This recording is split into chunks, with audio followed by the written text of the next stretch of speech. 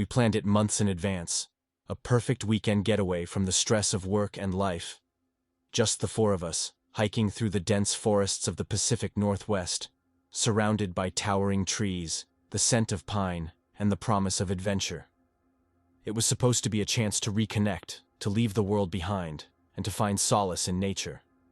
But we found something else entirely. It was early morning when we hit the trail, backpacks loaded with supplies and our spirits high. There was me, Mark, the one who always played it safe, Sarah, my girlfriend, the adventurous one who pushed us all to do things like this, Jake, my best friend since middle school, always up for a good laugh, and Lauren, Jake's girlfriend, who was a bit more reserved but always down for the ride. The trail started off easy, just as the guidebook promised, with the sun peeking through the canopy and birds singing overhead. We joked, shared stories, and took pictures. Everything was perfect. But as the day wore on, the path got steeper, narrower, and the trees loomed larger, their shadows growing longer and darker. Somewhere around midday, the forest began to change. The air grew still, the birds stopped singing, and even the breeze seemed to disappear. It was like the woods were holding their breath. I felt it first, a heaviness, a strange sense of being watched. I shrugged it off as nerves, but then Jake mentioned it too. "You guys feel that?"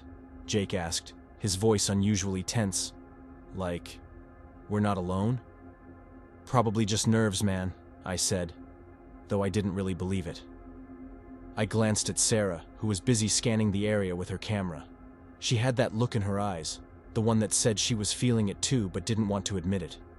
We pressed on, but the atmosphere grew thicker, more oppressive. The trees seemed closer now, the underbrush more tangled. And then we heard it, a low, guttural noise that echoed through the trees. It wasn't like any animal I'd ever heard. It was deep and resonant, almost like a growl, but not quite. "What the hell was that?" Lauren whispered, her eyes wide. We all stopped, straining to listen. Jake tried to make light of it. "Probably just a bear or something. We're in the wild, right?" But we all knew it wasn't a bear. There was something off about the sound.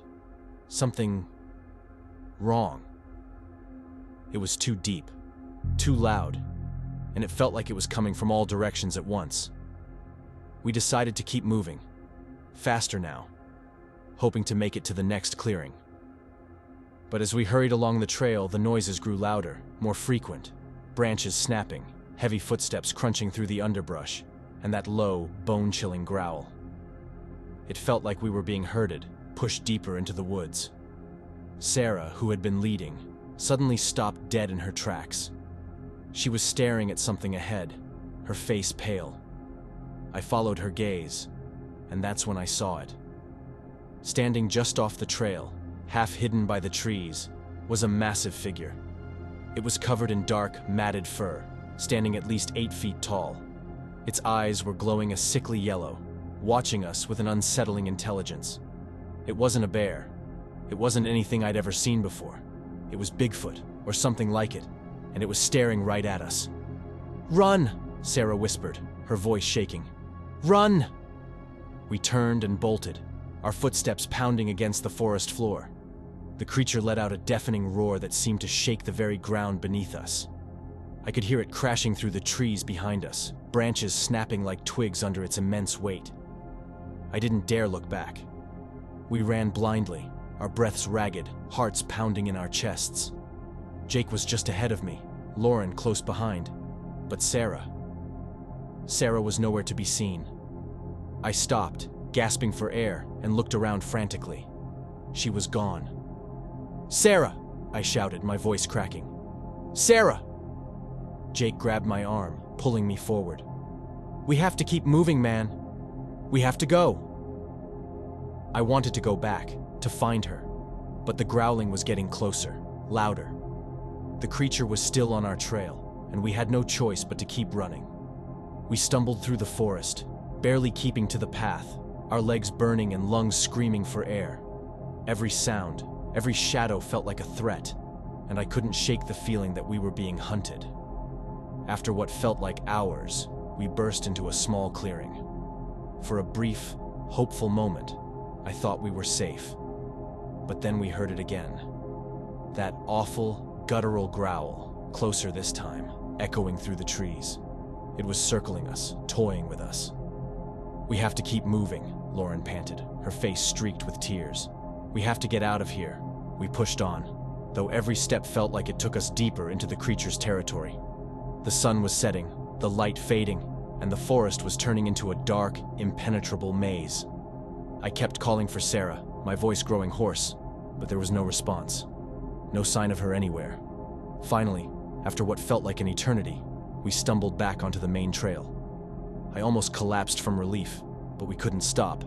Not yet.